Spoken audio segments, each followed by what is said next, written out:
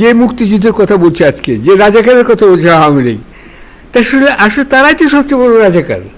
আমাকে বলতে হবে তাহলে বাংলাদেশে 1 নম্বর রাজাকার মিস্টার শেখ মুজিবুর রহমানকে।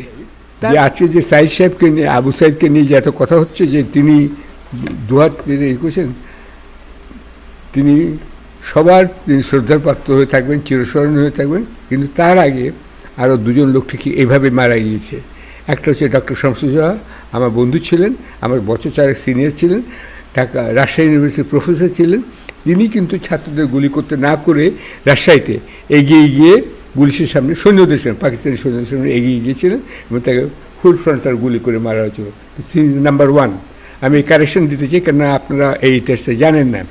আচ্ছা, তো তিনি নাম্বার 1 মারা গেলেন সেখানে, সেই জন্য শহীদ শামসুজ্জোহা হল নামে আমার রাজশাহীতে আছে। আর দ্বিতীয় আরেকটা হচ্ছে যে সেটা আমি উঠায় ফেলতে পারে নাই, শামসুজ্জোহা হল আছে এখন।